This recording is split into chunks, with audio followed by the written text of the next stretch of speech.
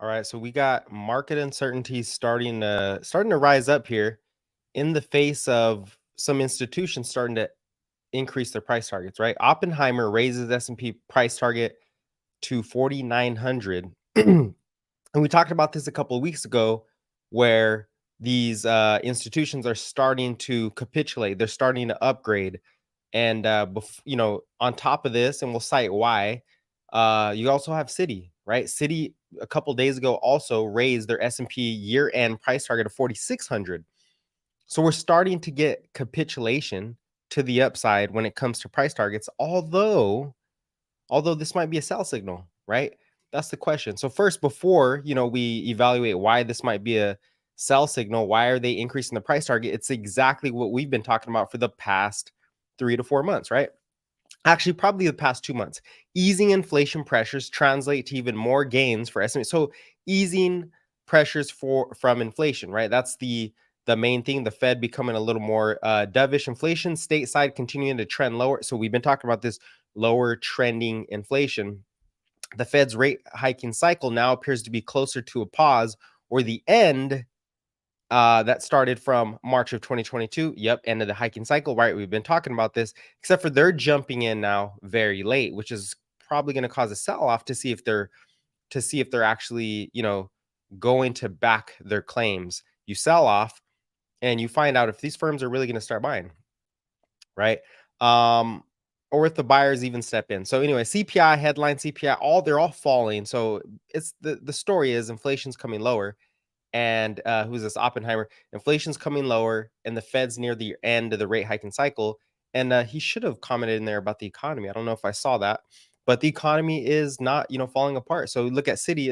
It's likely the same thing. See, Citi says near-term hurdles envision Q3 are now behind us. So most of the hurdles are behind us. New targets reflect increase in probability of a soft landing. So same thing, lower inflation. The Fed's at the end. We get a softer landing, which also points to the economy starting to recover. So new targets suggest the S&P 500 is anticipated to gain over 9% by the mid 2024. So either way, growth cluster valuations are higher, but support fundamental drivers. So we see a better economy. That's sort of what they're saying here. Now, why is this caution for a sell-off? Why might this, not alone? This isn't going to cause a sell-off by itself. But everybody's starting to turn bullish now. We're starting to see very bullish sentiment in the market. And we've seen that for a while, but it's starting to increase. Now here, this is very interesting here, right? This is a piece. I don't know who wrote this piece, but it's basically citing that hedge funds are starting to reduce their short positioning in June. They started in June and they're still doing it. The pace of short covering has significantly accelerated in July. On a trailing 2-month basis, the cumulative notional short covering in June and July combined already exceeds that activity seen from October to November. So remember, October was the bottom. That's when the dollar peaked. That's when inflation showed that the trend was starting to roll over, CPI headline. And, the market capitulated. So we saw a lot of short covering. And this data, this research is showing that we're seeing an even greater short covering coming into the market, right? So that's kind of conflicting data because people are bearish now saying, hey, this might be a sell signal. We're going, down 5%. Maybe we do correct. I think we could have a correction after earnings, but I see it getting bought up. So you're seeing these shorts starting to cover, right? And here in the top right-hand corner, that's basically showing you the level of short covering compared to it actually exceeded the October to November short covering. That was the bottom of the market where the S&P traded from 3,500 all the way to what, 4,000. So you got 50 points, right? So if we see that now, I mean, it makes sense. I think we've been calling this short squeeze for a while. We've been seeing a lot of short squeezing, and we're going to get wave 2 FOMO. They're just starting to actually cover again. So that's what this article is about. If you want to, global equities, let me see. So this is from Goldman Sachs, by the way. And they also stated here, you can see in the right corner, this is on track to be the largest since 2016. So the largest short covering since 2016. And what happened in 2016, not like this alone is going to really be the big short squeeze, but in 2016, you got the market back to all-time highs here. Let's go to we'll stay on the daily chart. You can see the market squeeze from the bottom. And this could look like 2016 where the market goes, right? We sold off, the market bounces, we come back to the highs, right? And then we sell off again at the highs. I think we're going to have some trouble at 7,900 if the macro doesn't improve. The risks are not fully resolved yet. But at this point, I think, it's a stock pickers market. So that's what we're seeing there. So Oppenheimer raising price target, Citi raising their price target. I expect more price targets to be raised as we beat earnings season, right? As we or as the earnings start to bottom here. I expect that to happen. So job openings, non-farm payrolls, we also had that come in today. And I'm going to go over we'll go over the economic calendar, but first let's just do a quick dive. I should have, why didn't that show up on my stream? This should have showed up. Job openings. Okay, we'll start with job openings, right? So job openings. So we saw job openings hit a new lowest since April 2020. See if we can zoom in on that. Lowest since April 2021, declining to 9.5 million jobs. This is good because this is what the Fed was talking about, getting the supply and demand balance for the job market, for the labor market. And that balance is less supply of jobs and then more demand. And we are seeing that, right? People are coming into the jobs market and there's less jobs available. So you're closing that gap, which eliminates or lowers the probability of wage inflation, right? Because wage inflation can cause more inflationary pressures and it's a little more structural. It sticks around because you don't really lower wages. They always go higher. So that's a positive there. Quits rate, hires, layoffs. So basically job openings are still falling. This is what the Fed wants to see. So it's a positive. That is a positive. Now jumping over to, actually, I think they had the PMIs in here. Jumping over to the ISM PMI, right? We always talk about this, and I'm going to go into the individual cases too. But this is the manufacturing cycle, right? We've been talking about this bottoming out over the past. Here's the chart. Over the past, 2 months, because we saw new orders, right? The ISM PMI is in recession territory. It is declining. It is in negative territory. It is signaling that the economy will remain in a recession, but we do see goods inflation, right? So in that manufacturing sector, durable goods the orders are picking up, but we're still in recession territory. Therefore, the economy is not expanding in that area, right? The service economy is, but not the manufacturing economy. But if we look at the details here, production, right? 48.3, greater than the previous print. New orders, 47.3, greater than the previous print. So we're seeing a bottoming happen in the, I think this is good news. I really think this is good news. Although the macro forces, which we'll go over, are actually showing a correction right now. The macros are showing us a correction. We might get at the dollar surging, but this is positive, right? Employment, 44. So employment did drop, right? Employment did drop for the manufacturing sector, but does that signal, what does that signal? That's good for the Fed because I don't know if it's good for the Fed, but the Fed is going to ease off on their pressures, right? On their hawkish stance if employment does drop. That's just the manufacturing sector, by the way. Inventories 48 versus 46.2. Prices paid, this is an important one, 42.6. So prices paid ticked up a little bit. They're still negative, but you don't want to see prices paid go up. They could stick around that level. That's fine as long as you don't see a significant beat month over month. Export orders 46. So we're still in recession territory, but the new orders are the big, probably the most important in production. And we're seeing that beat. And I don't know if that is the best look there, but let's go into the actual. So this is the actual calendar, right? Let's look into, and we're going to get to the macro forces, but I want you to understand, or us to understand, to see deeper into how these macro forces are responding. So ISM PMI, we just looked at this same thing and just giving you a different way of looking at it. Okay, the below the 50 level is basically the recession, right? 2020 pandemic, 2016, and remember we just talked about 2016 as far as this looking a little bit similar to 2016, right? The 2016 short covering. So shorts will cover because they're expecting a deep recession. In 2016, we went into negative territory for the PMIs, And I'm not saying the PMIs are the sole reason for us to get short or for the market to go short, but it is the leading economic indicator for the global economy, for the business cycle. So once that we bounce, right? Once that ISM, once the manufacturing cycle bounced higher, the shorts covered. That coincided. There's other things going on there, but it did coincide with the short covering. Same thing with the pandemic, right? Obviously, I mean, this was driven by Fed policy, fiscal policy, but the shorts had to cover. We got a big squeeze. So look, if we, take a look at that chart, it doesn't look like it's collapsing, right? It is starting to bottom out there slowly, but the shorts will definitely cover if this ISM starts to turn back up. I thought, hey, maybe it turns up by the end of the summer. We're in August. We still have September, August, September, November. I'm sorry, October. So we still have a couple months. It is slow, but the longer this thing takes, or the better signal we get that the ISM is starting to turn up, we already know services are positive. That means we're definitely not having a recession. That means the manufacturing cycle is turning back up, and that's going to be big news, right? And there's a lot of macro data here. Now, again, what are the insights that tell us that will actually start turning back up? S&P Global also, by the way, turned up.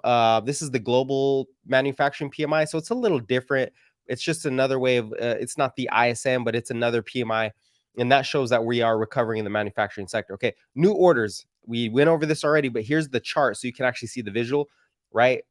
April, May, we were pretty low in May, and we're bouncing up. This is 2 months in a row that we are recovering. And this kind of shows you the recovery, right? You're getting that downward revision down to 42.5. Twice we bounced at 42.5. We're going higher. And I think this manufacturing cycle continues because we saw durable good orders, right, at a 3-year high. We're seeing fiscal policy. We know we're onshoring from China. We're onshoring, manufacturing and different industrial tools, or, industrial construction into the U.S. because we don't want to rely on China. So the supply chains are strengthening here, and that calls for new orders to continue. Maybe they don't, burst right above 50, but I think the new orders for manufacturing continue to climb, right? Prices, we don't want this to go up. This would be terrible if we get prices go up, right? This is prices paid. This is you could call this wage inflation. This is the price to run the manufacturing sector. You don't really want that to, it's still low. So I think this is good territory. If it explodes higher, we might be in trouble, but it's okay. Because you want the prices paid to be low. You want the prices for the manufacturing sector to remain low. Now, what do we got? Yeah, we did get the Fed service index. So this is just Dallas Fed. It's still negative. We don't really need to look at that right now. That'll be in the macro newsletter. Construction spending. This is a big one. Still positive, right? 1, 2, 3, 4, 5. So 5 months in a row, construction spending has remained positive.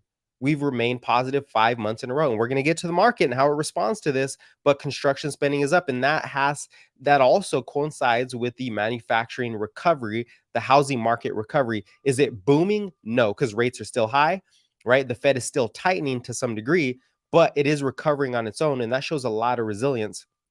Okay, now the next most important thing here, other than the manufacturing sector starting to recover, is JOLTS, or job openings. Those, I like to look at this on a more trendy type of chart. Job openings are closing. This is not negative. This is positive. We need to get back down a little lower. It doesn't need to fall. It just can slowly trend lower. And this means you bring the labor market into balance. And it's basically a signal for wage inflation. It's the supply side of inflation for wages. If you get the supply down, then prices don't have to go up. Prices definitely don't have to go up for those companies. They don't have to raise prices. So that's good. That's a positive. All right. So that's the macro data we got this morning. I also want to flag China, because right now there's a lot of fear that China's falling apart, that China's because China got their manufacturing PMI in also yesterday, and it is below 50. So China's PMIs, or their manufacturing sector, is not recovering, even though they've been stimulating heavily. But their demographics are terrible, right? There's not a whole lot of their birth rate is terrible, and their employment sucks basically.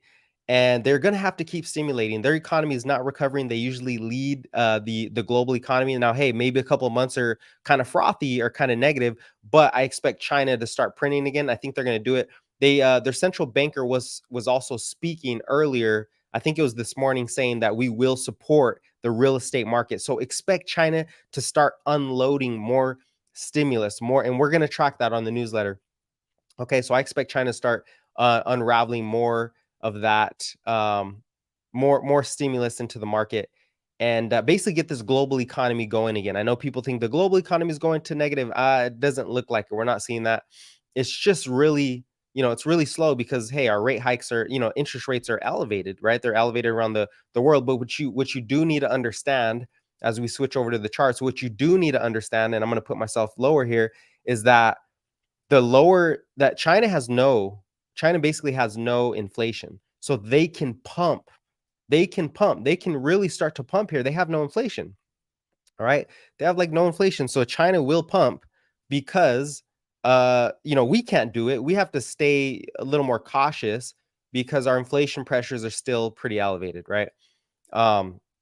Now to the macro forces. Here's my fear. Here's why I think we get a correction, right? And let's go to the S&P really quick so we can take a look at this. S&P 500, right, index. Let's go to SPX. That is the actual big index. We've rallied pretty tremendously. We're above the trend.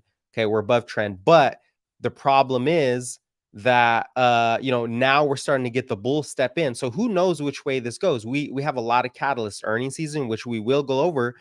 The stocks that are this week's stocks for this week's earnings. We'll go over the earnings for this week. We got AMD, I think, this afternoon. We had Uber this morning, blah, blah, blah. Caterpillar crushed it, which they should, because they're part of the manufacturing cycling, right? They're part of the fiscal policy, the White House stimulating to build infrastructure, that 1.2 trillion. Of course, Caterpillar is going to do better. We talked about this over and over, right? So anyways, getting back to S&P 500, are we going to get a correction? That's kind of the question here. Do we see a correction? Well, SPX still has room to go.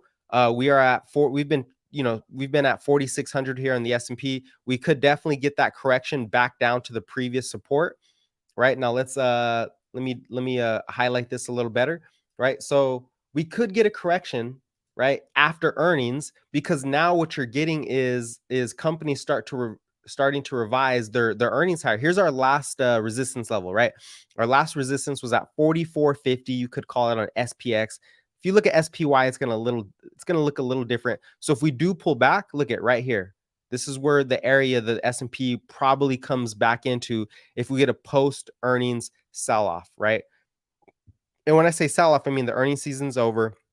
Investors, right now earnings are doing better than expected, but we could get that sell off because that's how the market is. It does the opposite of what you think. So we could get the correction in the face of these institutions upgrading their targets and the economy starting to recover, to see where the real buyers are. They're real buyers down here. People are going to cover. They've made a lot, right?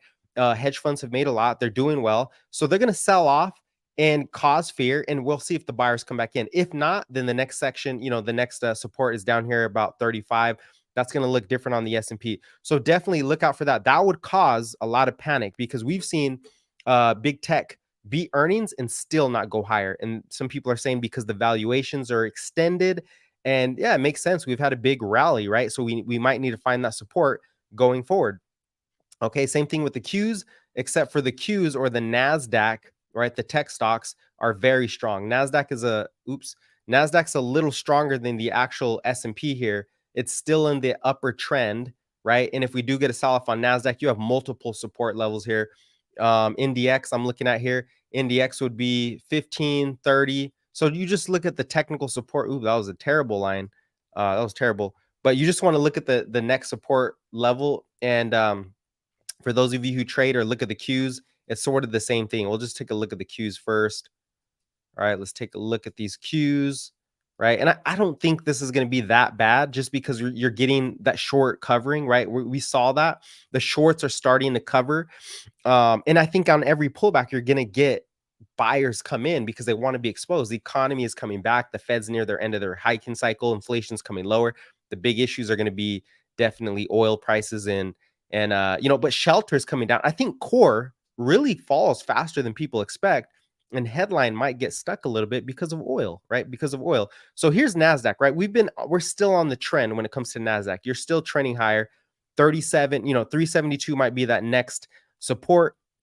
Either way, the trend is still higher, right? You're still elevated on the trend. You're still in wave 2 FOMO, I like to say. even though it's slow, it's not going to go up, vertical every single week, but we're in that consolidation zone. And I think the buyers definitely start to step in here. We want to see how bad earnings are, how good earnings are. Are we beating expectations?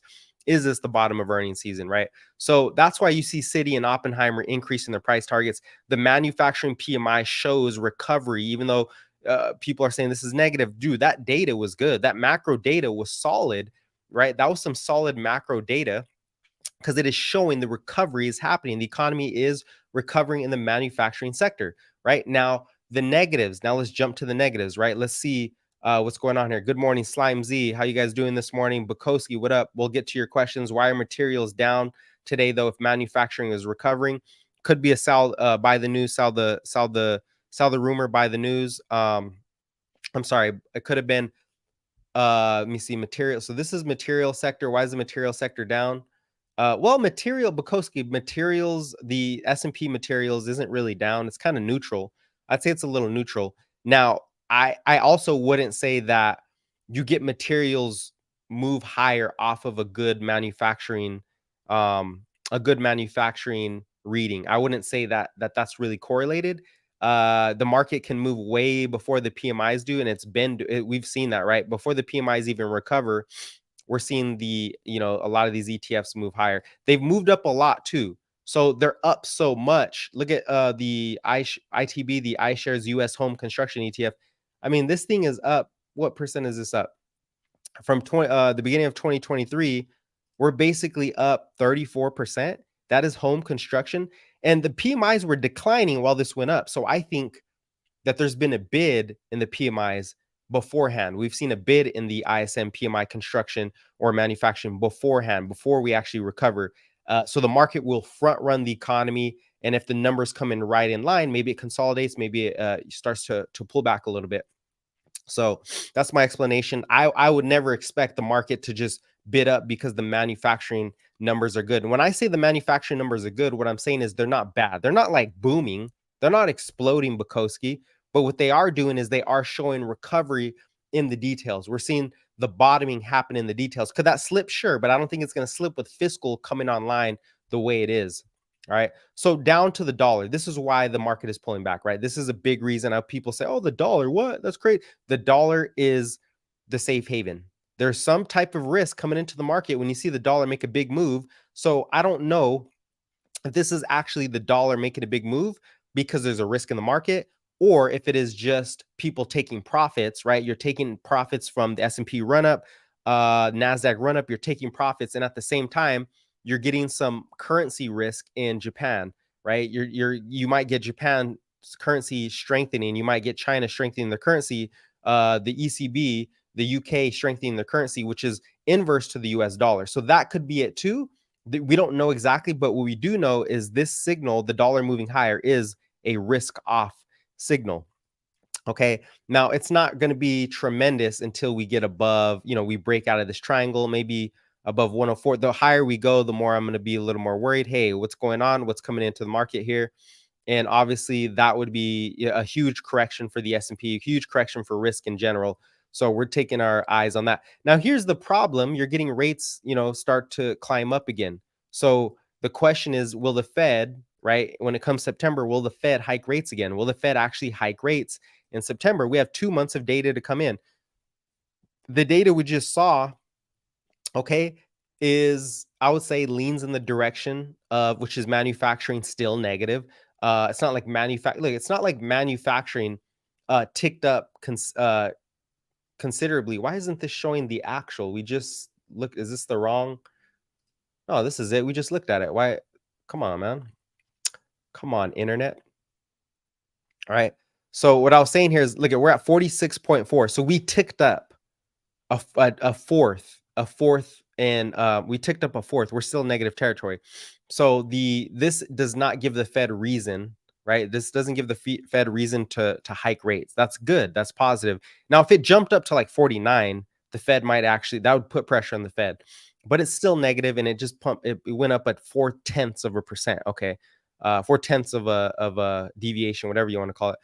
And so that's not negative. Job openings falling, that's positive, but you still have rates going up, right? You still have the 10-year now above 4%, right? It's been hanging around here for a while. So this is a risk to the market. This is causing the dollar to rise. And this, I think my belief is this is happening, right? We're getting inflation pressure start to come back up. We can never forget here. Yes, TLT making new low. Exactly. And I think this is all coming because of the big risk. What is the big risk we've been talking about? Oil. And oil just ran up. Oil just had its biggest rally since March. Okay.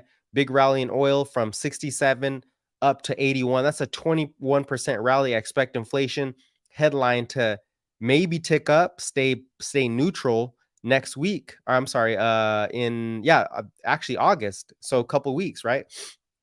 I think that's the pressure. That's why we have yields climbing a bit because of that. And then the economy is recovering too. So people are, betting on, okay, the inflation is going to go higher again because the economy is recovering. So therefore, why hold bonds? So you see bonds slipping. This is actually not good because if bonds get crushed, if bonds really get crushed, you get rates much higher. So we're seeing new lows in the TLT. And this bond trade just isn't working. It isn't working. But another way to look at it too could be that people are out of bonds and they're buying equities, right? They're buying equities, they're buying stocks because the stock market is resilient, because the economy is coming back together, because earnings are holding up. So that could be the other part of it. So you're kind of in the stalemate where you need inflation to go down in order for bonds and yields to come back down. In order for rates to come down, you need inflation to come down, which is why we always say the story comes down to inflation. The real story is always about the inflation pressures, and those inflation pressures are deflating, but that doesn't mean we can't see a correction in equities, in stocks in general. And I think that's what we're seeing. If we go to bond market, we're not really seeing bond volatility. So no, what I really want to look at is this credit risk. Are we seeing credit risk here? If we don't see credit risk, if this continues to sell off, which means you can invert it, it looks better if it's inverted. But as this sells off, if these triple B spreads lower, there's more investment inside of equity debt. This is positive for the equity market. So I don't see big risk here, even though oil's up at 80. My big risk is oil gets above 83.50 and starts making new highs. Then we might see credit risk, because that means yields go up. And then if yields go up, then rates go up, and then company earnings get shaved off, and then inflation goes up, that shaves off more earnings. So oil is still the most important chart in the market right now, coinciding with the dollar, right? Coinciding with the dollar when it comes to the macro.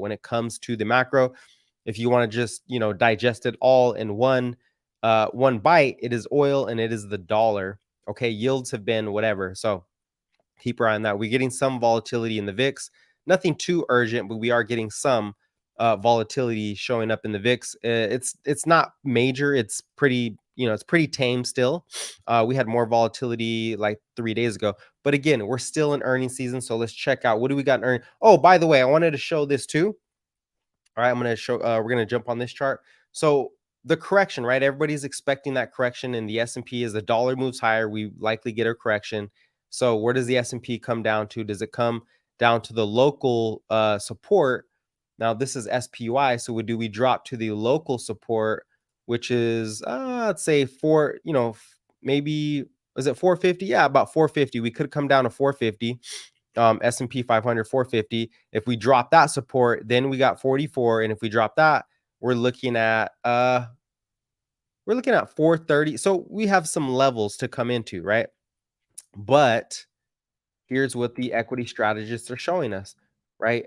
On a correlation basis, if we look at correlation, we see that when it comes to August, typically August, September, you get the most negative. So this is average percent change each month from 1928 to 2023. And the average worst month is September. September is the worst month of the year. So we're headed into August, right? So really this kind of gets people shaky here. As earnings season ends, or we get past earnings season, it gets people shaky. Maybe the markets ran up too much, which is fair. Markets have gone up a lot, right? So we might get this negative pullback, and then September's over. And then October is also October is usually the end of bear markets. We saw that, or the end of corrections. And we saw that in last year, the end of the correction was October. September was pretty bad, right? And then we recover in the last part of the year. So that's why there's a lot of shakiness now, because you're seeing all this research come out showing that. Now, is this a fact? Is this going to happen? No, it's just a correlation. It's something to keep in mind. If the dollar keeps surging, if oil keeps going up, this probably comes into play where September, you see a nasty September. The Fed also could hike again, which would also be more negativity, right? So we're not perma bulls here. We're pointing out what could happen if we see more risks coming into the market. And I think that's pretty fair. I think that is pretty fair. Now, on to earnings. What are we seeing with earnings here? Okay. Let's take a look at earnings season, because this could also change the trajectory of everything else, which is Apple earnings, right? Apple earnings are going to be are going to be huge here. So first we had SoFi yesterday. So a lot of the fintech or financial technology stocks have moved up a lot. Maybe they're selling off today, but we did get a bit in that. But today, it's Tuesday. Okay, this morning Caterpillar beat earnings. I don't know how bad they did. We didn't look at them yet. We'll take a look at them. Caterpillar did pretty good. You have MicroStrategy. If it sells off pretty hard, hey, maybe you get that Bitcoin. If you want to, if you wanted that relief to get a call option on something that is being extremely shorted, MicroStrategy would be that that vehicle if it sells off enough and you still believe in the Bitcoin. If Bitcoin's going higher this year, right? And there's a lot of shorts there. So MicroStrategy, Starbucks, that's going to be a big one to the consumer. Obviously AMD. So AMD and Starbucks, I would say, are the two. In Elf Beauty, right? Elf is also going to. I expect Elf to continue higher too. And so yeah, those are definitely something, some earnings that these are the earnings that are going to give the market some insight to the economy when it comes to the rate hikes or chips or whatever it is. And this might it just might not matter what the macro is. Some of these names can just go up just because. But we do have a trend here, which is companies are beating earnings, but they're not really moving much higher. So if that continues, this could be the sell-off, or it's just consolidation. All right, and then obviously tomorrow we have CVS early morning. And I think they announced job cuts, like 5,000 job cuts in CVS, which is going to help retain earnings. That's been the theme, which is companies retaining their earnings, cutting jobs, being more cost effective. Very positive. Let's see who else we got here. I don't really know. Kraft Heinz, who cares? And I think after hours tomorrow, you got what? PayPal, Shopify, Qualcomm. Those are big names. Oxy, Unity, Robinhood. So tomorrow after earnings, we also have a nice setup for earnings. And then you see Thursday, you finally get the big. Thursday is going to be huge. Friday morning I think Friday morning is going to be is going to tell us what the market really wants to do, because this will be after Amazon and after Apple. You also have Airbnb. You have is that Square? I think you have Square. You have Coinbase. So some more of the fintechs, right? You have DraftKings. But I think the big one is we all know is Apple. How's Apple going to do? And that's what we're looking at. But yeah, today, anyways, it's Starbucks and it's AMD, and we'll see how that plays itself out. All right, let's get back to the technicals. We also had Tom Lee on this morning. Tom Lee was talking about this could be a rough patch for the S&P. This could be a rough patch for the S&P, just given the correlations from the past. So this could be a rough patch. Does that mean go sell all our stocks? I don't know. It depends on your situation, right? It really depends on your situation. But remember, there are buyers waiting. We're seeing Oppenheimer increase their target. Excuse me. We're seeing Oppenheimer increase their target. Citi increasing the target year end. So maybe we get a correction and then we bid right back up. All right, I don't know. We'll see how that works out. But definitely the dollar is a big risk at the moment. Let's see. Micro. Did we have anything else that came in? Annual CPI M2 negative. Interesting. Okay, so we have some more data. There's a lot of data coming in here. But okay, yeah, we got to that. So we do have a lot of data coming in here. But let's take a look at the actual. Let's take a look. Oh, yeah. No, we went over that. Hold on. I want to see what Caterpillar did. Dang, Caterpillar. Oh, no, that didn't show us yet. I think Caterpillar did crush earnings.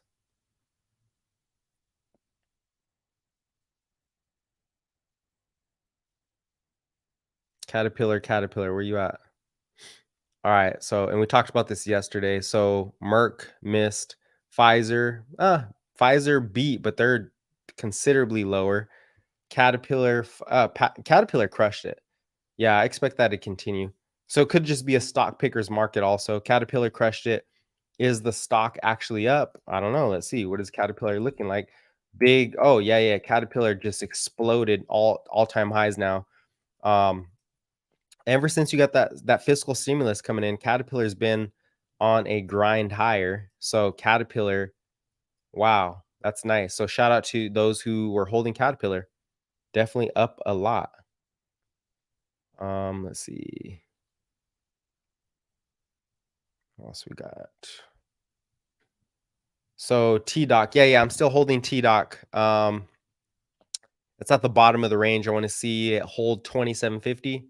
If it can't hold 2750, I'm out of T-Doc, but I definitely want to see it hold 2750.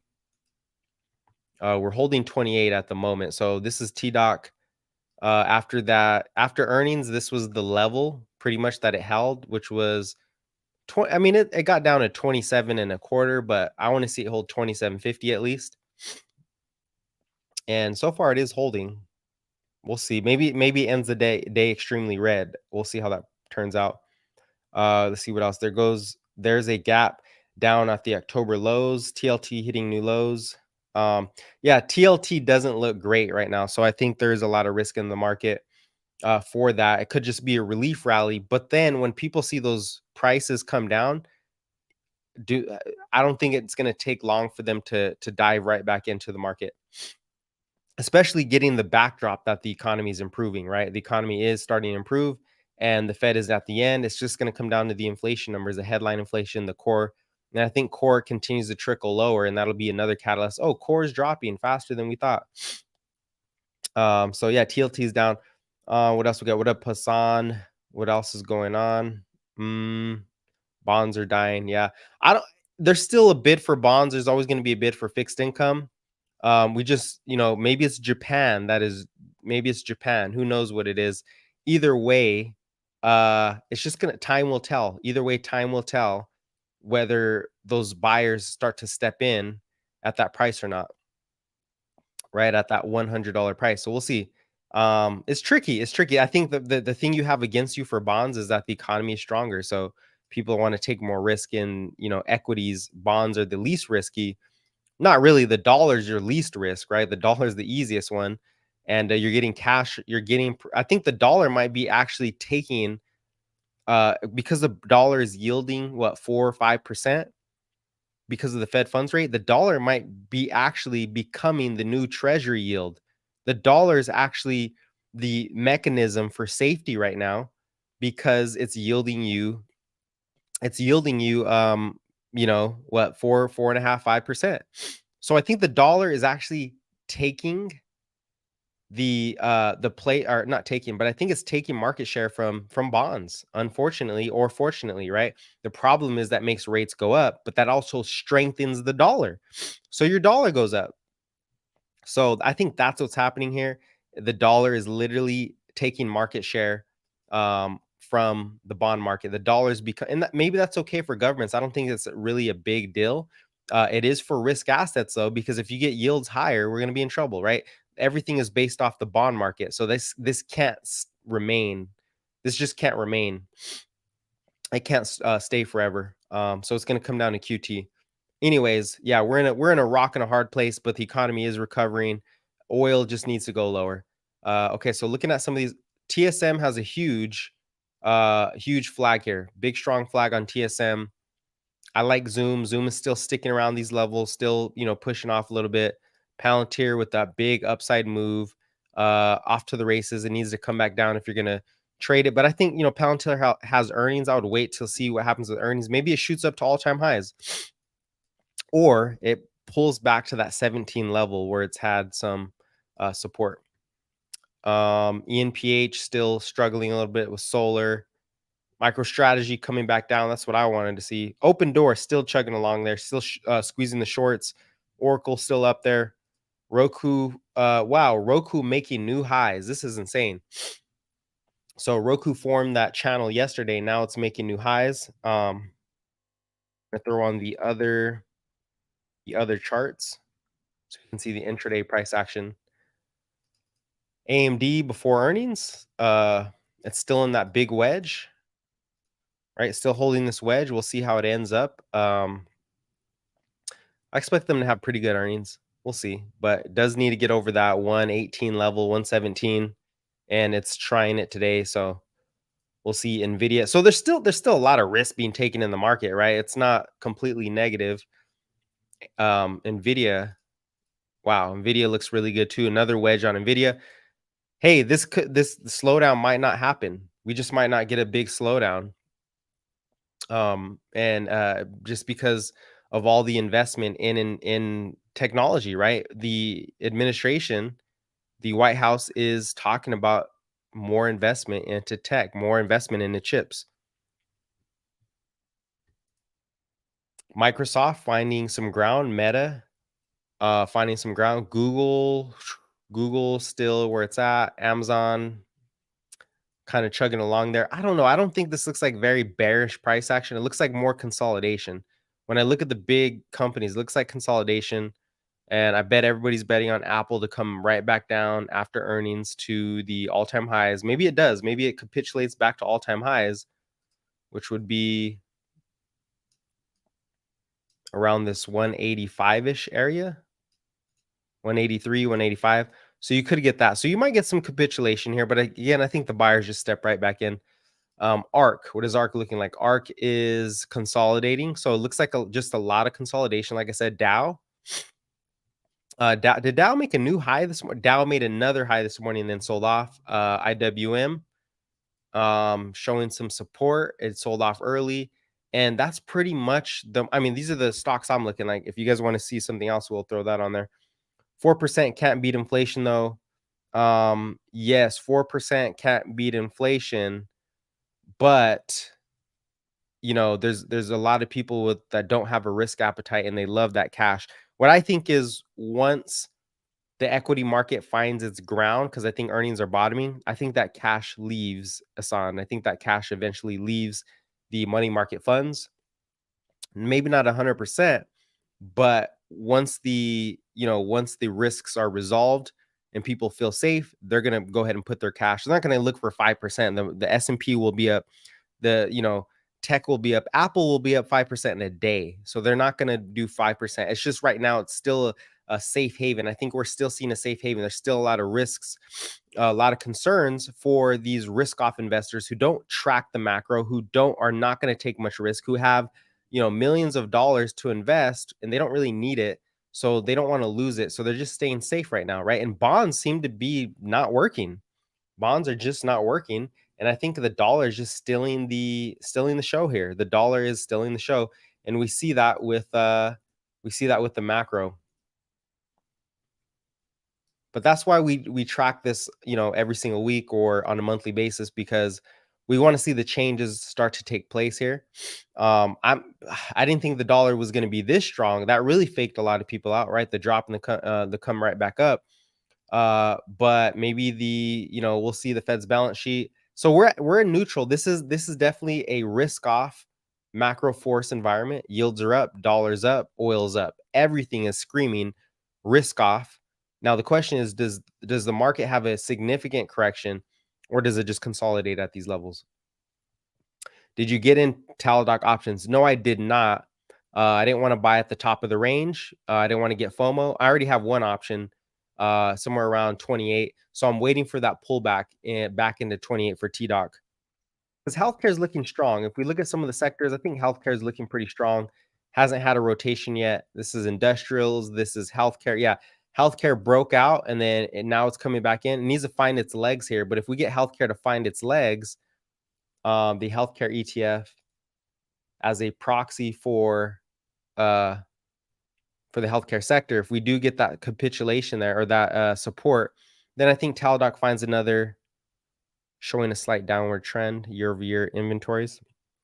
Then I think we get a nice bounce there. So I'm waiting to see how much Teladoc and we'll go into the intraday so we can see what Teladoc looks like, because I'm still holding the Teladoc Waiting to see it. And we'll get into Tesla too. We'll take a look at Tesla. Tesla is still struggling there. We're still struggling there. See if there's anything outperforming though. Industrials, discretionary, staples, communicate. And this is the other part, right? Communications looks pretty strong.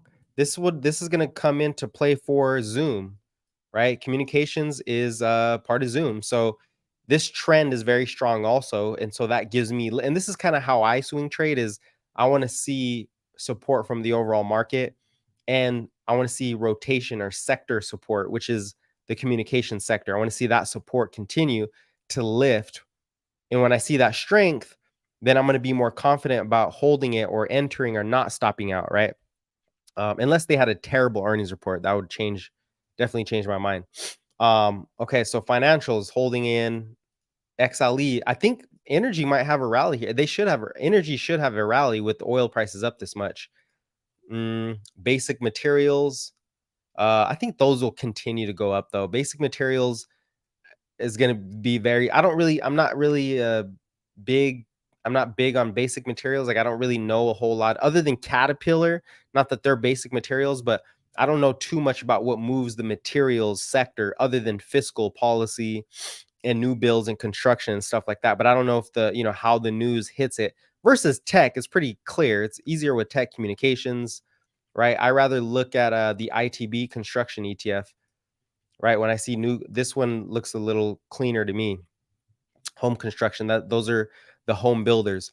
Or SMH, right? This is literally semiconductors. I think it's going to break out pretty soon here. We'll see one more earnings report. And then KRE, the banking ETF, the regional banking ETF. This one is more so, I look at KRE as a bellwether to regional bank risks, right? What are the regional banking risks looking like? Are they increasing? Are they decreasing? Are they pretty neutral? So far, the banking sector looks pretty good, and that's what the Fed's saying. So I don't see too many risks there.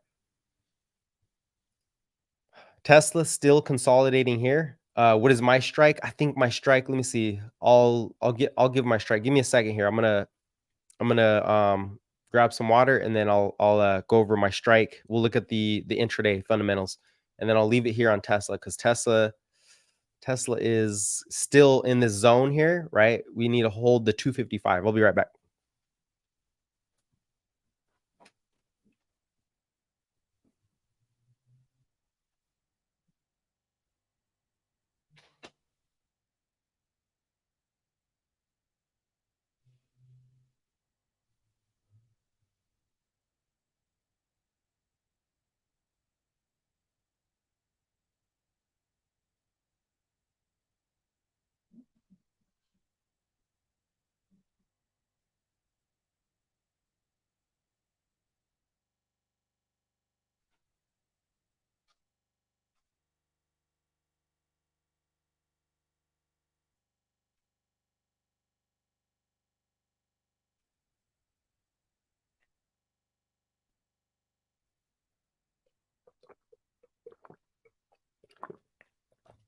What up, asset printer?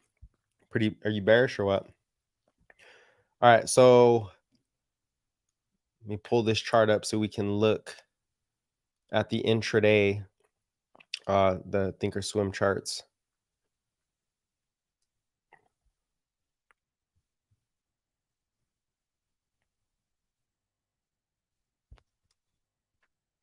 Nice little Tesla wedge.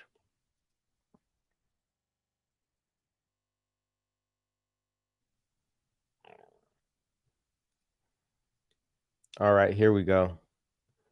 So let's do a little refresh on what we're seeing. Qs beneath PDC. Qs pretty bearish on the day, struggling to get above yesterday's lows. Yesterday's lows were 382.40 or 37. Yeah, 382.40 were yesterday's lows. We're at 382.78 coming from the lows. So the Qs are starting to recover, trying to recover. Maybe they get rejected. IWM is starting to recover, getting above VWAP. Also pretty low on the day. Advanced decline volume, which is basically how much volume is increasing versus decreasing, is below zero. So not a whole lot of volume today. That shows me that there's a lot of caution. Advanced decline is negative for the first time in a while, negative 1,300 stocks. So today's a negative day, right? You get those earnings, you get those revisions higher, and everybody is definitely negative. And I think it's just anticipation of Apple earnings. Dow is, why am I not seeing this whole chart here? Dow is pretty negative. Just look at the Dow intraday. The Dow's been leading for a while, and those Caterpillar earnings should contribute to the Dow. So yeah, Dow also negative. So everything is actually negative right now, with IWM trying to recover, the strongest Qs trying to recover, flipping to the, and this is just the top here. When I flip over here, we're just looking at the top. How many stocks are advancing versus declining? 78% of stocks are above their 50-day moving average. That's down from the past week. And see, 76 stocks are above their 100 daily moving average, also down. So these are all down above moving averages. That correlation, that market breadth is down. We are pulling back, which is cool. It's normal. All right, 67 above their 200 daily moving average. So until we see that start to tick back up, we're probably going to have this correction, especially with the dollar going up. Like I said, that kind of simplifies everything. You just have that dollar weakness. All right, so and then what I'm going to do is, while we are taking a look at, let's see, Dow, we'll see if the Dow can recover. We'll go over Tesla here in the left-hand side. Tesla still has those buyers. You see, Tesla's been selling off and not having that massive crash. It sells off pretty tightly, and then it bounces somewhere, gets above VWAP. The key is, can we hold above VWAP, right? We need to see that hold above VWAP. But while we take a look at that, I'm going to pull up my strike. Let's see where I'm at with the Teladoc so I can answer your question.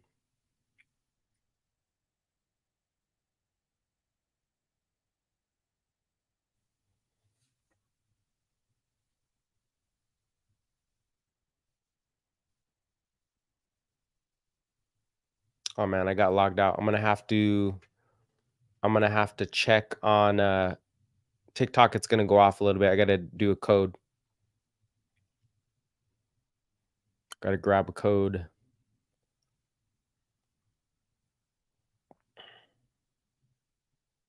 All right, let's see.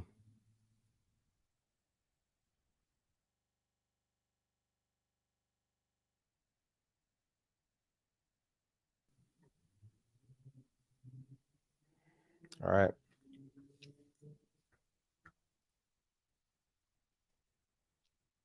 So Teladoc strike. What's my strike on Teladoc? My strike is, I got the 30 calls. I got the January 30 calls. January 2025. I'm looking a little further out. January 2025, 30 calls. Theta is very low. A lot of gamma there. And I just want to see this ride. I want to see this ride. And yeah, we'll see. It's a small starter. It's really just a small starter for Teladoc, but I'm definitely looking at the 30s. So let's take a look at what that looks like on the charts. Okay, on the right-hand side, I'm gonna look at TDOC. TDOC showing some support there at that 2750. And then if we look at the past, 5 days? No, we'll look at the 30-minute chart for Teladoc.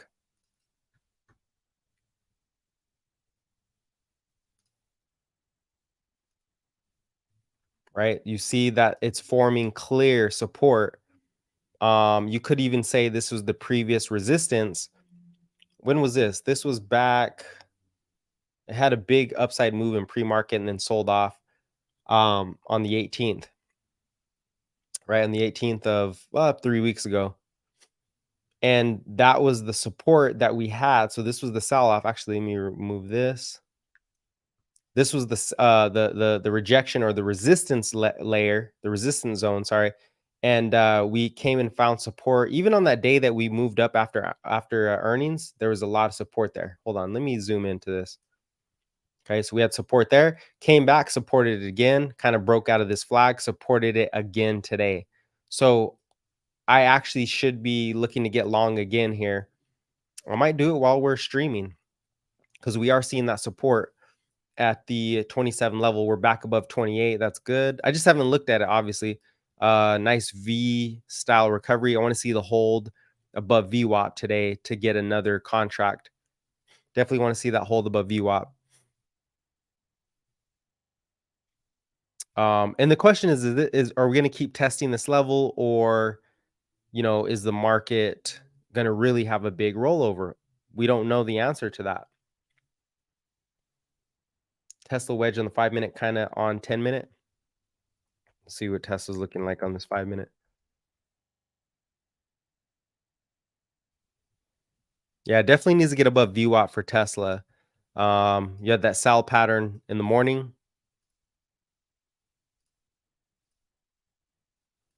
Broke the trend, but it needs to get above VWAP. And I think that, whoa, come on.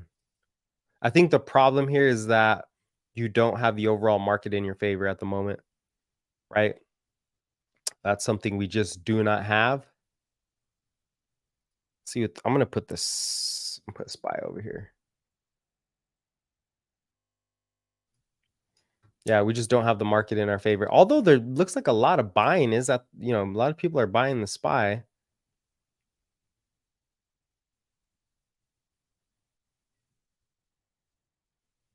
It's a very shaky market, a lot of uncertainty here. So, but I did like the macro report. I did like that macro report. I think it was a positive. It's showing the economy is recovering still. Okay, so you got Tesla there. And then who else we got? See how Nvidia is holding up. You still got a big bid in Nvidia. Wow, Nvidia has a lot of juice still.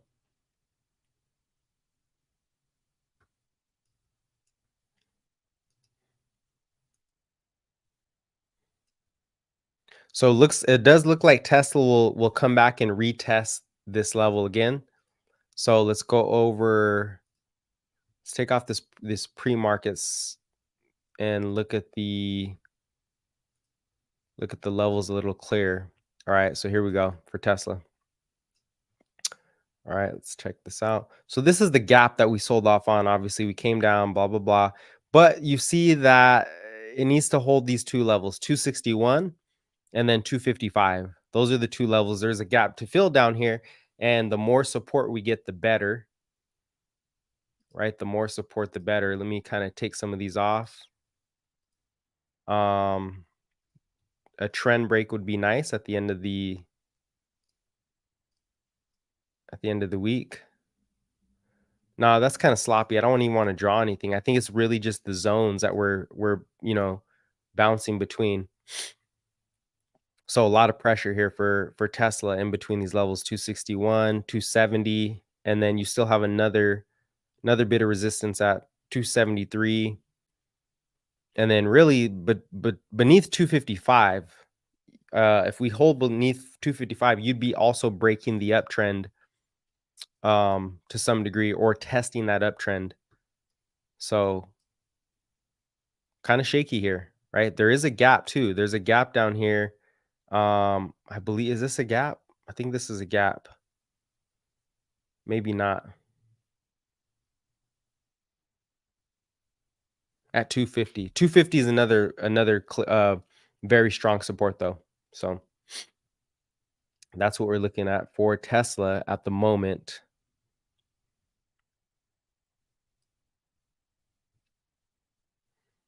Doesn't look that strong. Let's see if there's any relevant news coming out. Tesla faces federal probe into possible steering issues in the new Model 3.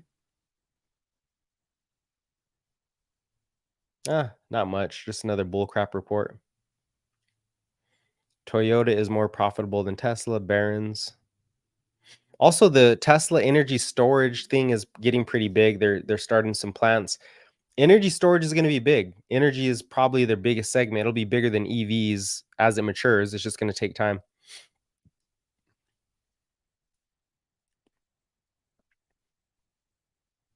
Now, if we go to the bigger trend, I think we're beneath the moving averages, if I remember correctly. Let's go to the quarterly. Let's go to the weekly, quarterly moving averages. I think they're still turning back up. Yeah, they're still pretty elevated. So this is the last quarter of earnings. 2 quarters, 3 quarters, still turning. I think it's just more momentum to the upside. This is on the weekly chart.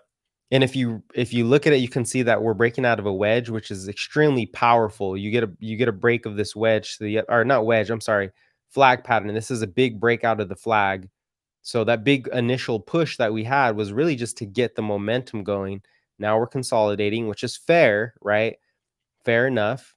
And we need the overall market. We need the macro to turn. We need the dollar to come down. We need oil to come down. We need yields to ease a little bit. We need the Fed to really turn around. And the reason why, because we don't want more price cuts. I think they said they were going to cut prices in China again. I don't know if it was a true report. Some people are questioning it, but you always get Tesla FUD when that happens. So if we take a look at no, not the daily chart. Look at the 4-hour. That's a clean zone there. It's definitely a clean zone for Tesla. Oh, here we go. So we're also coming into that 50-day moving average, right? So consolidation isn't terrible. It's better, but we do know there's going to be a big move when it does break, whether to the upside or to the downside. I still think there's more support at these levels, though. There's still a lot of more support. We definitely got to get above 270. That was a gap that we had filled way back in the past. 265 was a big gap. We filled it, got above it, whatever. So I think that's a pretty clear line of support or resistance there. All right. So we have that, and then the RSI. I do like this though with the RSI for Tesla coming back to the lows. So we're consolidating sideways. RSI is coming back down, and maybe there's one more capitulation to the downside before the RSI starts to get going. So last time RSI got down to oversold, we bounced and the rally started. So we could just wait till we get down to oversold here, consolidate, and that builds the momentum. We're still in an uptrend. We are no longer in a downtrend for Tesla. This is an uptrend.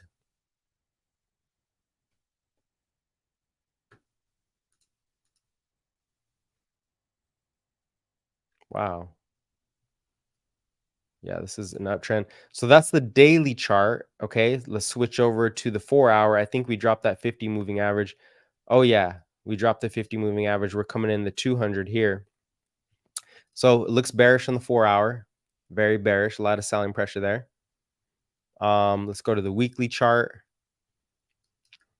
Okay.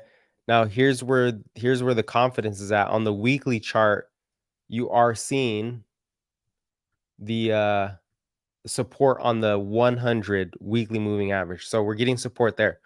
We got to hold that. If we don't hold this, 250 level, I think that's where you see big downside. 250 is probably the last support for me before, you got to consider that it comes back down to like 225, 235 on that last gap fill.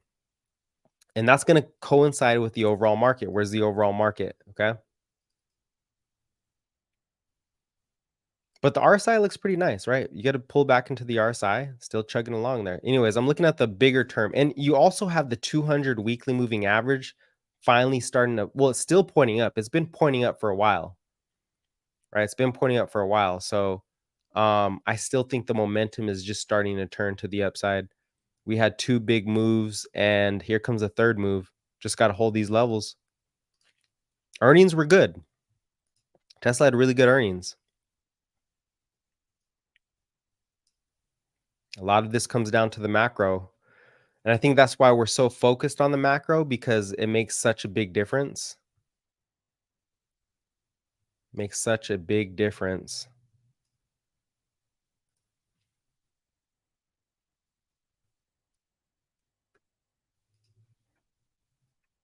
I'm gonna check out Caterpillar here. AMD Euphoria. Oh yeah, I agree. You get the pre-earnings Euphoria and AMD. I think the mega chip is something that people are looking for. Let's see, AMD.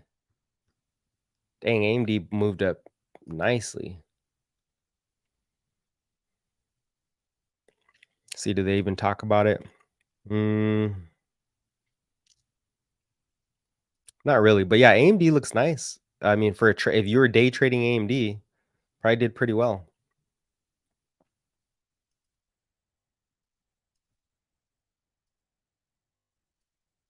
Very strong pre-market move there. And then you got Caterpillar just holding those new highs. So Caterpillar should be a nice play as you do have fiscal policy coming in, right? All right, I'm gonna take a look at what's now trending. What are they talking about here?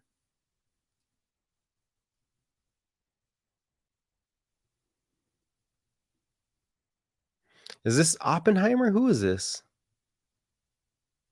Okay, you have another increase. Remember, we talked about the Citibank increased their S&P target end year. Oppenheimer increased their S&P target end year. And now, there's probably more. OPCO. I don't know who this is, but he increases price target to 4,900 end of the year. So maybe we'll listen to this guy's reason why. They all kind of have the same reasons why, but it's just good, if you hear something new or something you didn't hear before. But a lot of revisions higher for S&P. I think we dump after Apple's earnings on bad sales. Yeah, Dima Yush. That's a big possibility. We talked about that earlier. Is this could be an earnings correction? It could be, hey, earnings came in good, better than expected, but before we move higher, we need to pull back, shake out the fake out, shake the fake outs, and then find the real buyers. Right? Let's find the real buyers, and I think it just attracts more capital. Now, you think Apple has bad sales? Well, that's relative to expectations. Do you think they underperform expectations? I think we bounce hard at 455. AMD carries us higher tomorrow with ADP. Okay. ADP payrolls. ADP payrolls. Is that tomorrow? You got ADP payrolls tomorrow? That's right, huh?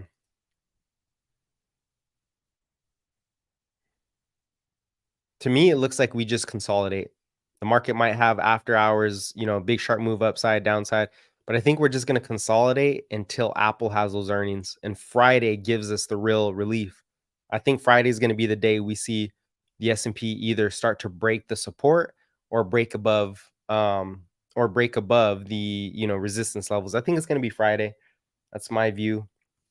How's NIO doing? Okay, we'll take a look at NIO.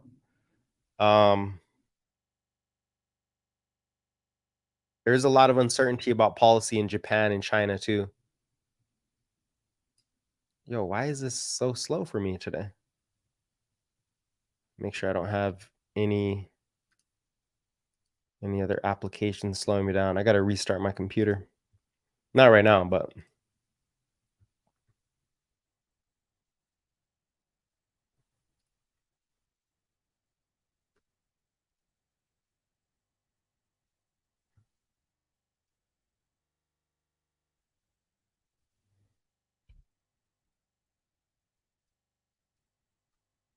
all right. So Neo, let's see, Neo on the trying to short Tesla for a quick scalp, but damn, bulls too strong.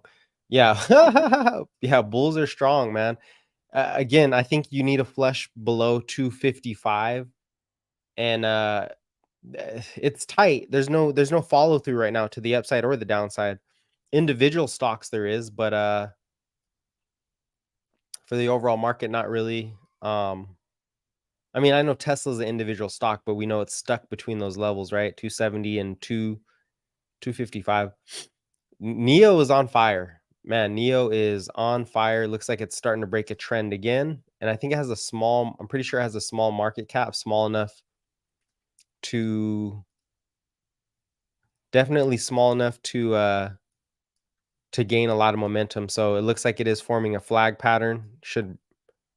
And if it breaks above, this is kind of ugly though. It's not the best, but this is the flag, pre-market flag for Neo, right? Pretty clear flag pattern there. If it were to get juice, it probably needs to get above the 1529 level, hold that previous day close. That was yesterday's resistance also. Previous day resistance, got above it, held, and then sold right back off, got rejected. So this is a good example of a sell pattern pre-market. Now that you can trade pre-market in some stocks, you can't with Neo, but if you ever see that, that's really strong. AMD is very strong. Wow. It's just very risky going into earnings unless you know something. Very risky going into earnings.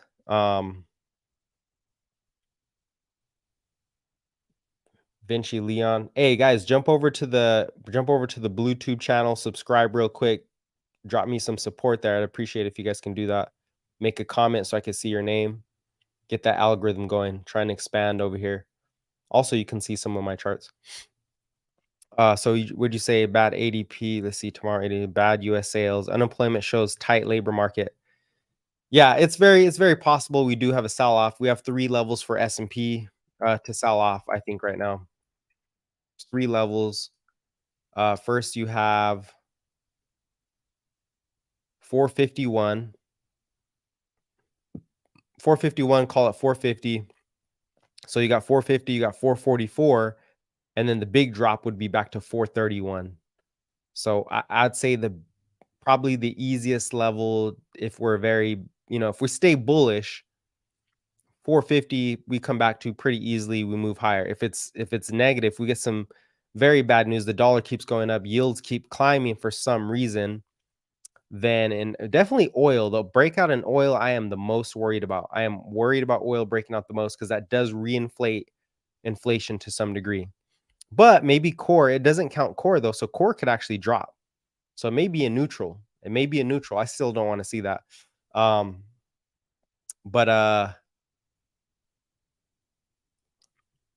Yeah, 444 is probably that next level, 444, 445 for SPY.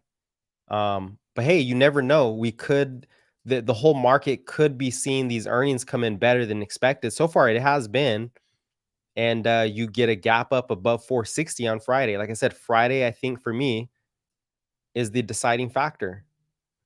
Big red candle that came in on the 27th. Do we get above that candle or below that candle? This is sort of the trading range we're in the short term. You mark that up.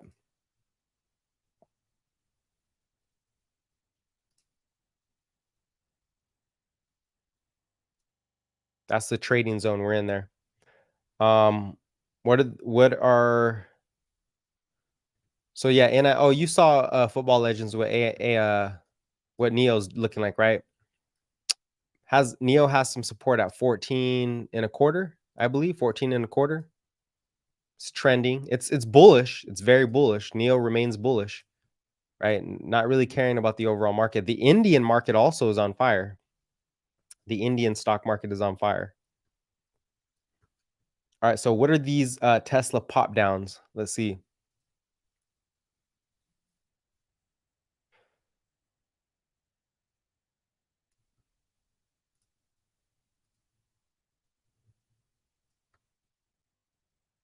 Man, Tesla looks weak. Oh my gosh, we're gonna roll over. Yeah, Tesla looks pretty weak there.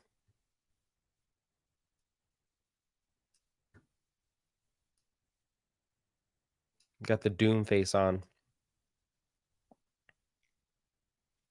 See if he can hold the 5-minute there at the reversal point. RSI, man, not a whole lot of buyers. People are tired. Yeah, that looks pretty weak. Plus, S&P. Yeah, it's a weak market today. Very weak market today. Neo. What else do we got over here? We said AMD, Caterpillar.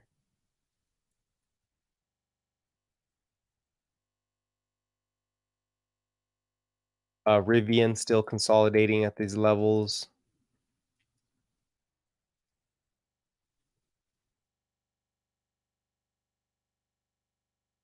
Palantir, man, Palantir had a nice rally when it pulled back into 16. They just bought it up 23% pretty quickly.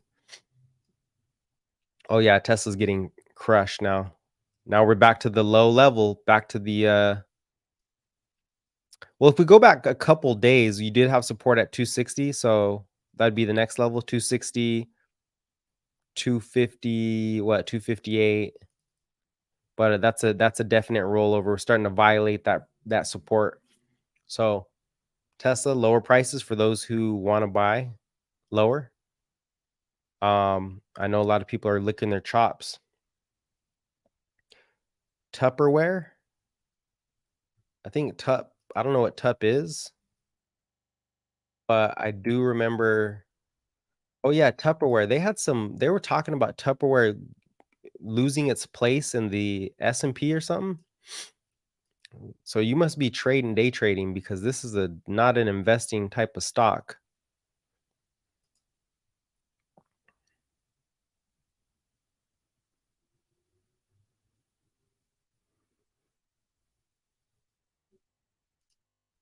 But Tupperware is on fire currently. Let's look at that daily chart on Tupperware. If you want to see the charts on YouTube, yeah, this is pretty much a penny stock blow up. Who knows what happened with Tupperware? Let's see. Let me read a little bit. Tupperware. Is there a short squeeze here? Could be a short squeeze.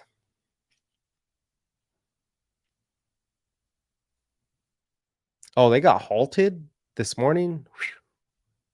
Yeah, it must be a short squeeze. I mean, it was at 61 cents a couple days ago, so this must be on everybody's radar. High volume, big upside, high volume. So if you are trading this, I mean, it is forming a sort of a wedge.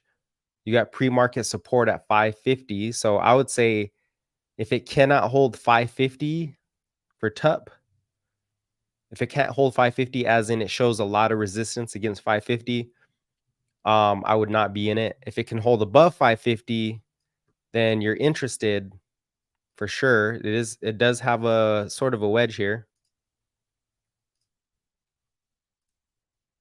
but you don't have the overall market in your favor, which I don't know how much that really matters at this point for Tupperware.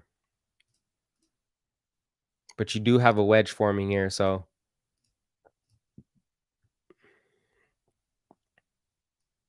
and it's wedging above VWAP.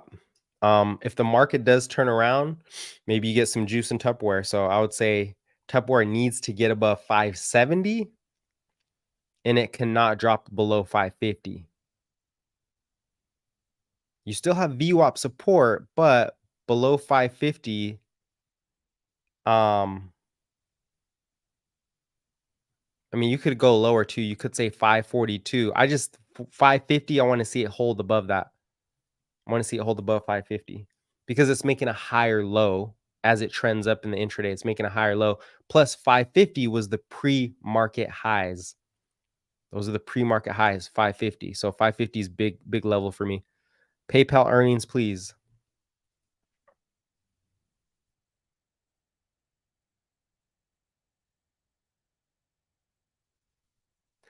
Time to consider nibbling a bit on your long-term equities. Brian, what up, Brian? Nibbling as in taking some off or nibbling as in getting back in? All right, so I'm looking at PayPal. You said PayPal earnings? What exactly? Can you be a little more clear? Do you want to I don't know, did PayPal just have earnings or do they have earnings coming up? Or you just want to see the technicals or hear about it, what I think about PayPal? PayPal on a technical basis looks really good for a long-term investment. It looks really good for a leap call. On a technical basis, we looked at this yesterday. So I do like PayPal. It is breaking trend. It is breaking the downtrend. And it's grinding up. I mean, look at this. Well, we're going to have to make this a little more vertical, but it's breaking the wedge or the channel. It's breaking the down channel, and it is lifting on this nice consolidation. So PayPal looks good. I think the level is PayPal you want to see get above 77.50. Yeah, you want to see PayPal get above 77.50. That's where I would put my level 77.50 and really hold above 77.50. You can try to buy it when it breaks out, but it can fail on you. You want to see confirmation. So 77.50, you could even see say to 78, 77.50 to 78. You want to see PayPal. Oh, adding. Yeah, exactly. Adding, especially if you get a sharp pullback. So PayPal, your thoughts on earnings. Are PayPal earnings? Did I miss this? Are PayPal earnings this week? We got PayPal earnings this week? Or did they already have earnings?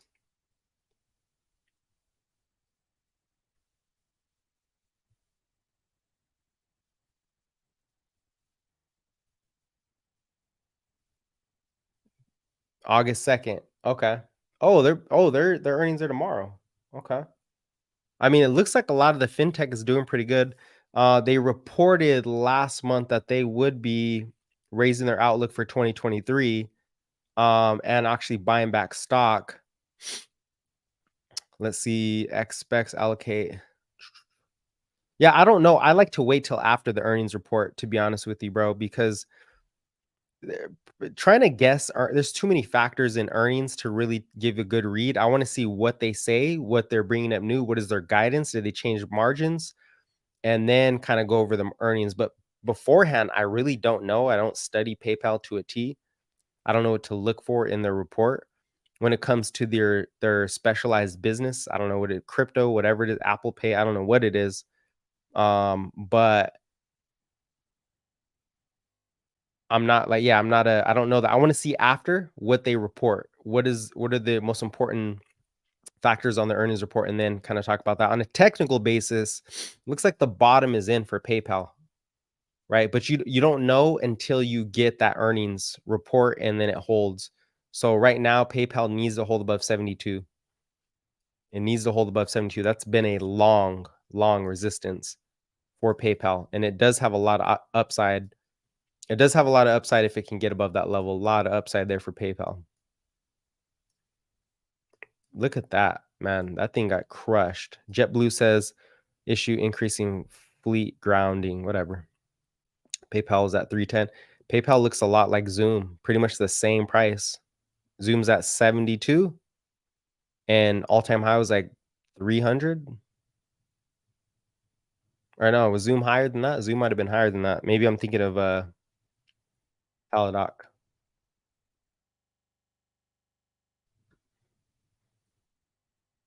Oh, Zoom was 5. Yeah, that's why I like Zoom. 500. Still, I think this is still my favorite play right now for a leap call is Zoom. I like Teladoc too. I mean, I like Teladoc too. But PayPal, I'd have to look a little. PayPal just has so much competition. Zoom has to compete with Microsoft to some degree, but they already have a good, strong foothold in the market. They can use AI. PayPal has to compete with Square. Who is it? They have to compete with SoFi, Square, Robinhood. Well, yeah, you could say Robinhood, Coinbase to some degree.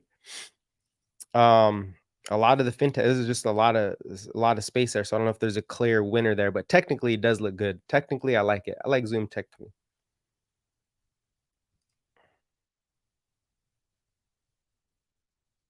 Looks like a good time to add your favorite equities for sure. Yeah, I'd say depending on what the technicals are looking like.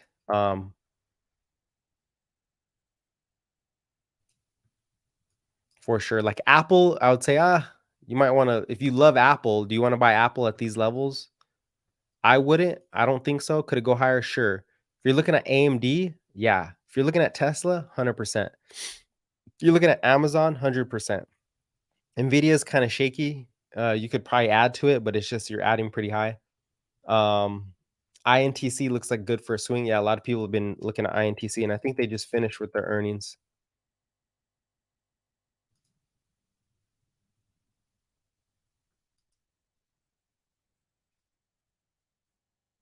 INTC also grinding up. 37 is that resistance level for INTC. 37 resistance.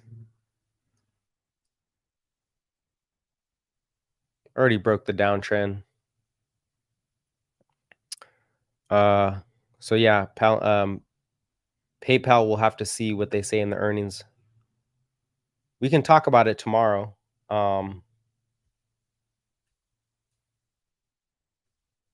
Yeah, we'll talk about it tomorrow. They before market earnings. Let's see. PayPal is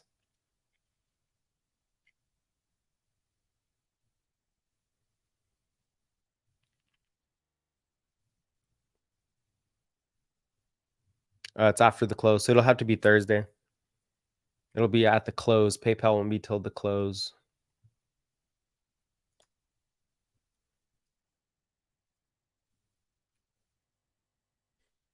All right. Well, you got the Qs back above VWAP. S&P just trudging sideways. Not a whole lot of movement here. Does crypto have a cycle just how the stock market does? Yes, crypto has the easiest cycle. But they're long. They're very, very long cycles. So crypto cycles basically every 4 years you get a halvening. You get the halvening, which coincides with the Fed cycle too. So it's arguable. People argue whether crypto moves after the halvening or the cut of supply of Bitcoin, or whether it is the Federal Reserve cutting rates because they coincide, cutting rates and increasing their balance sheet. But crypto has the biggest cycle by far, in my view. It just takes a long time. It takes a long time. But once you get a bottom in crypto, I mean, let's go to /BTC really quick. I don't know if this gives you. By the way, Robinhood's really innovating. They have an all-time chart now. Robinhood has the all-time chart and a year-to-date chart. So from January. So this doesn't go far back enough. But look at the last cycle. Bitcoin pretty much started to bottom. What, 2018? And it took, I guess you could say it took about 2 years. It took about 2 years for the price to really get going. No, it didn't take 2 years. It probably took a year and a half, but then it broke out, and then you had some macro risks, came back down. So I think when it comes to crypto, you do have a 4-year cycle with Bitcoin, but you also have to factor in the Fed's interest rate cycle. I think that's even more important because that unleashes liquidity inside of the crypto market. And right now we're climbing higher. Bitcoin is climbing higher slowly, but once you get debasement of currency, once the Fed not just cuts rates, but once the Fed debases their currency, that's when Bitcoin goes absolutely ballistic, right? And at the bottom of the last cycle, we bottom out at 4,000. The Fed started increasing or debasing the currency.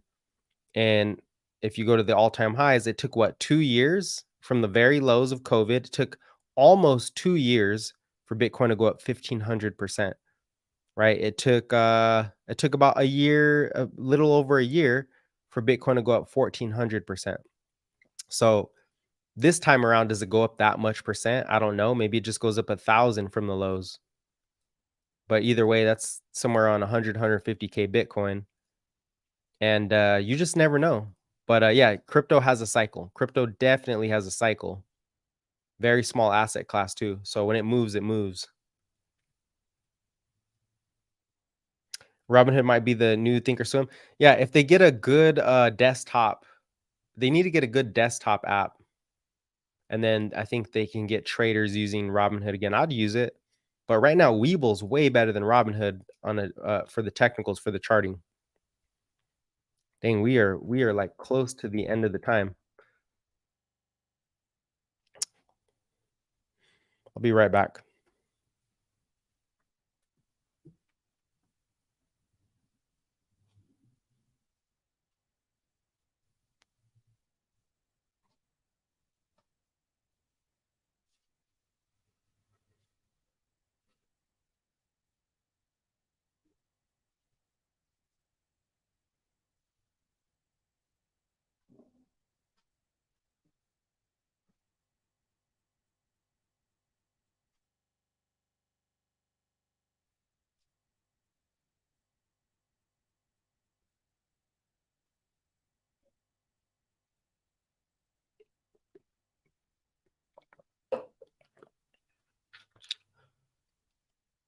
All right, we are 90 minutes in.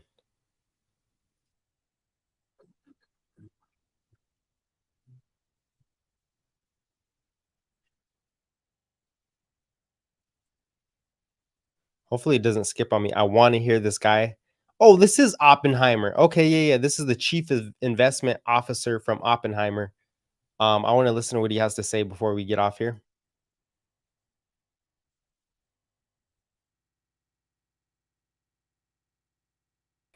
Coming out of it, inevitably, if analysts are looking ahead for the next 12 months, a price target doesn't look bad and the multiple doesn't look bad because we expect earnings will work. Sound like a little mixed on it. We're seeing so many bullish notes on it. Yesterday, Dan Ives put out a note, super bullish, believing. Do I have to do? Oh man, it skipped. I was a little too far behind. It skipped. I wonder if they have the video. Do they have a video? Maybe they have a video of this dude talking. Should have a video now. Oh, come on. I took too long to get to it.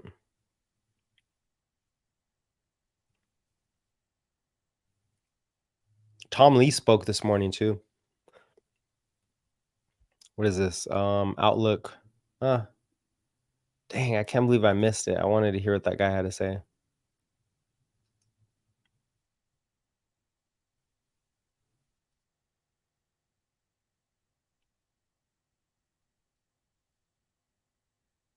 So for any value-oriented investor, you look at that, you say the PEG ratio is 3.3.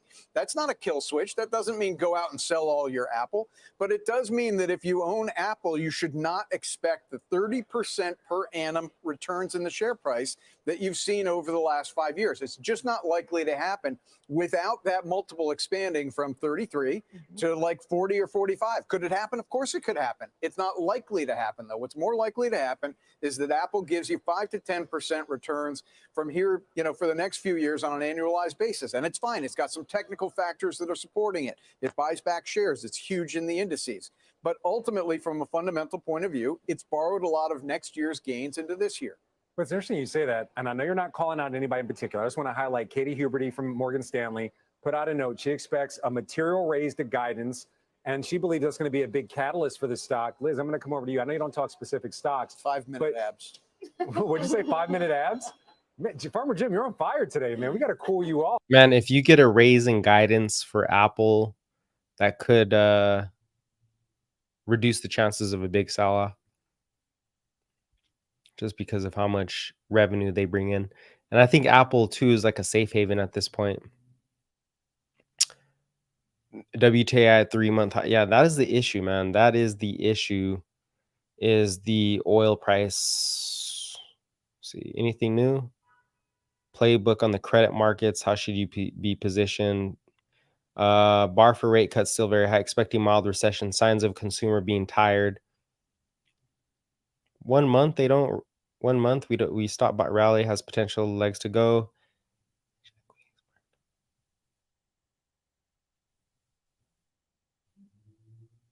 GDP. Hey, GDP's been grinding up a little bit. That's what I like to see. It is a backwards looking indicator, GDP, but Tesla faces federal probe over loss of steering control in Model 3 and Model Y. Man, they're always printing stories about Tesla investigations. You never see Waymo investigations, even though they erased some people when the car crashed. A full self-driving car. Raising expectations. Okay, this guy actually knows a lot a bit about Apple.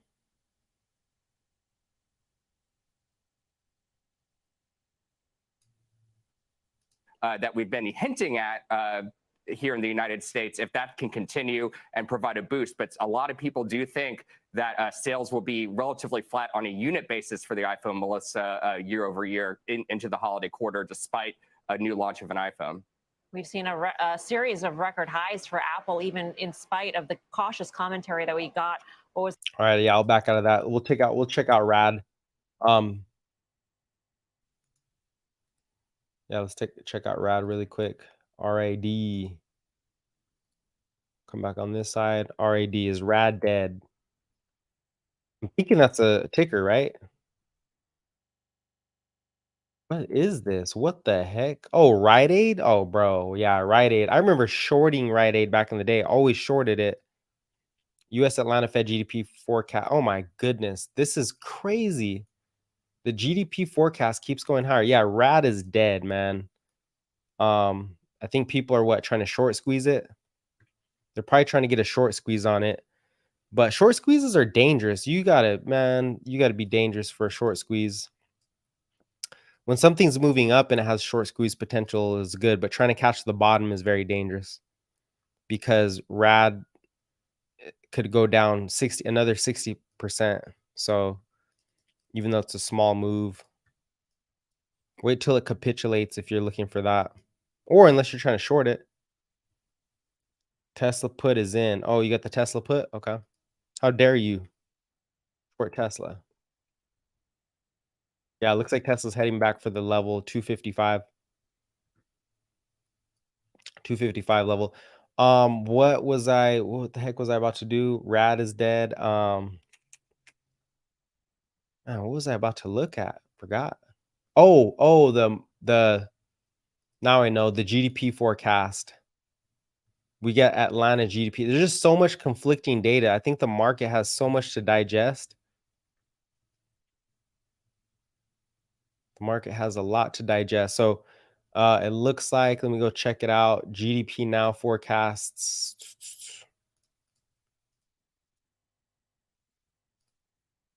Atlanta Fed GDP forecast. Okay. U.S. Atlanta Fed GDP. Oh, we got Tesla and Tesla. My bad. Huh.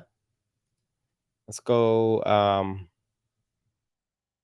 AMD on this side. Dang, AMD is turning up. AMD still turning up.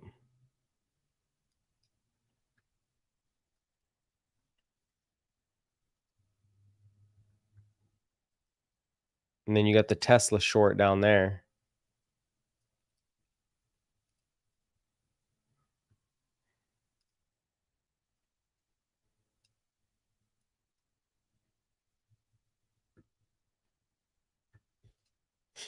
So, yeah, here we go. Atlanta GDP forecasts are nowcast for 2023 Q3 rose to 3.9%. That's crazy. Non-residential investment, residential investment, inventories, net exports, government spending. That's where most of it is. It's coming in from government spending. Government spending is raising the GDP forecast. Yep.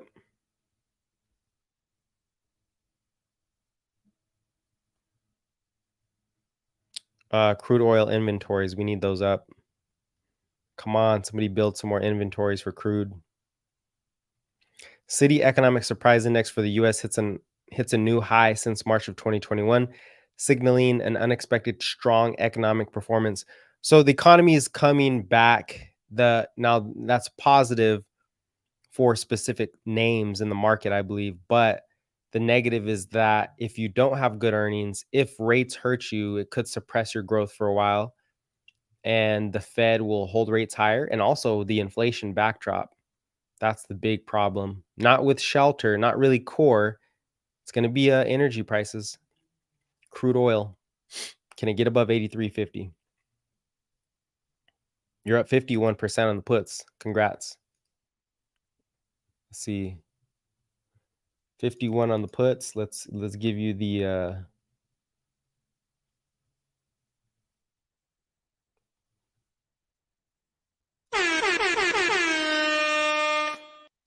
still waiting for feedback on my stream deck for Mac. Unfortunately, it doesn't work correctly. But yeah, Tesla's getting smashed there. Richard Hart. Oh, I think you mentioned it earlier. I think I missed that comment. Would you say Richard Hart? Did you erase it? Oh, Richard Hart getting sued by the SEC. Yeah, he's a scam artist. I think he's a scam artist, possibly. XRP and Pulse Chain. Know about all that. FactSet, anything new on earnings?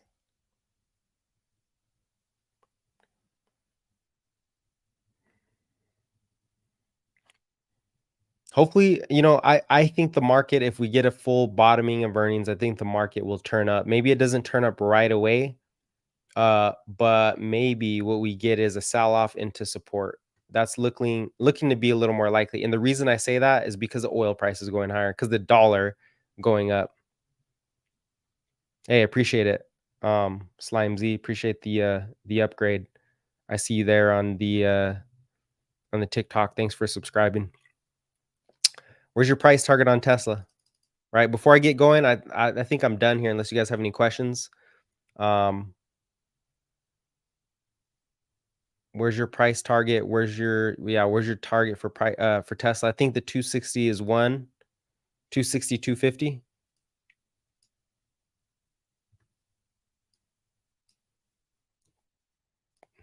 Well, it's already past 260, 250, right?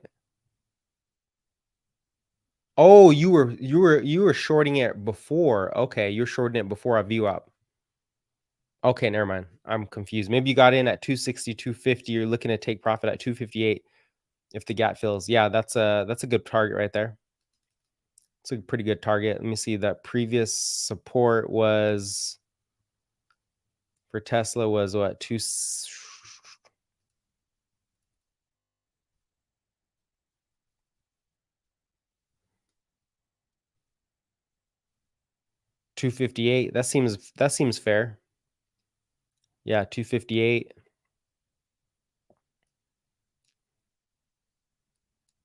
Because it's already at 260. So yeah, 258 is that next target. Nice. And then you got AMD pulling up. I got to see if T-Doc, if I'm thinking about T-Doc here. Yeah, T-Doc couldn't get above VWAP, so it's retesting 28. We'll see how it ends the day. Oh, appreciate it. Hat and the mustache. That's funny how you can do stuff like that. But you got the Qs rolling over. IWM weak. The market is weak today. A lot of weakness. So before we get going, let's check in what we are going to get tomorrow. Okay, I'm going to switch it over to close it out here. Notes. No, not notes.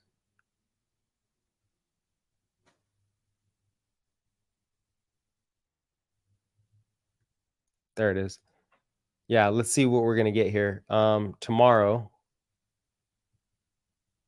Tuesday. So just a rerun. ISM manufacturing came in today. Business activity is improving. That's good. The market is responding negative at the moment. Okay, so we are getting a negative response, but trust me, this is a variable that will be factored in as we go forward. Job openings lower, that's a positive response.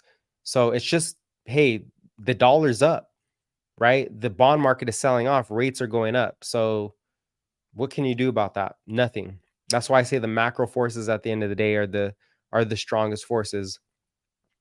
ADP payrolls, we get that tomorrow. So private employment, is it as important as Thursday or no, Friday? We should get what, non-farm payrolls? No, but it does give us some insight to the jobs market. I expect ADP to come out strong because that is mostly government payrolls. If I got that right, private payrolls, I think it's government payrolls, maybe not. Or no, it's not government payrolls, just private payrolls. So the private sector. So we'll get payrolls tomorrow. What else do we get? Gasoline, stock, oil exchange. Hopefully oil slows down, man. This is not good. We get more China leading indicators for their economy. And the trick here is, when does China start printing, right? When does China start printing? If they do, they're going to weaken their currency, which they may or may not want to do at this point. I heard that if they weaken their currency, that it's going to hurt the political regime that's in there right now. So who knows how they're going to deal with it, but I still expect some Chinese stimulus coming in at some point. I'm looking every day. Japan is kind of in trouble too with their stimulus. So we'll see how that plays into things tomorrow for earnings. Who do we got tomorrow? Well, really, it's kind of at the end of today. We got AMD. We'll see how that plays out. AMD is not really an economic indicator, but it is going to be important for those traders. It's a big stock. It's one of the most traded stocks in the market by far. Starbucks, big insight. I think Starbucks crushes I see people at Starbucks every single day. They are still buying their coffee because coffee is the biggest addiction in the US, right? Caffeine. So Starbucks probably crushes it. Good for the economy. And then tomorrow morning we got, dang, that's a lot of earnings. Is this all today? Whew. I need a filter. Hold on. Just want the most important stocks. I don't want to see everything. Tomorrow we have Qualcomm, we have PayPal, Shopify. Shopify is Canadian? Dang, I didn't even know that. So we got CVS. Tomorrow morning is going to be big. This is CVS in the morning. This is Occidental Petroleum. No, we got more evening. Shopify in the evening. So CVS. So CVS and Starbucks are going to give us some insight to the consumer again. We got that today after hours and then in the morning for CVS.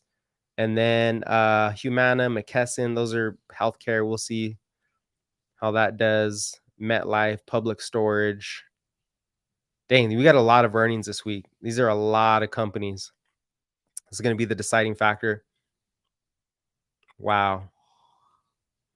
Anyways, yeah, that's what we got. We'll see private payrolls. We'll get private payrolls tomorrow. PMIs are coming up. The economy is recovering. You see everybody's increasing their price targets now. Citigroup, Oppenheimer, GDP forecast. That is huge though. Where is it? Where did I put it? Where's the GDP forecast at? I got to read through this one before we go on that. I guess I came out of it, but Atlanta GDP revising close to 4%. The economy is recovering.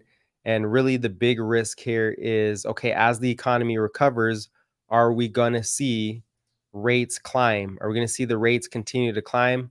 If it does, it tightens financial conditions. If oil keeps breaking out, tightens financial conditions, right?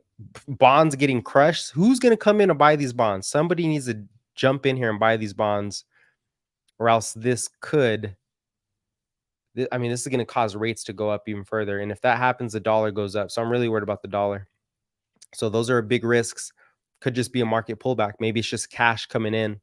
Are people settling in cash? Let's look at, we didn't even look at this. This was, let me see, IWM still on a good trend, Dow on a good trend. Equal weight still okay. Obviously that's okay. Crypto is rolling over at the moment. May have a flash crash. Yeah, that's it. Today's a boring day. There's some trades, of course. If you're trading, you got some trades. Hey, I appreciate you too, Slime Z. No, you're good. You're good. Don't worry about it, man. As long as you get better and you're more successful, that's what I'm here for. That makes my day.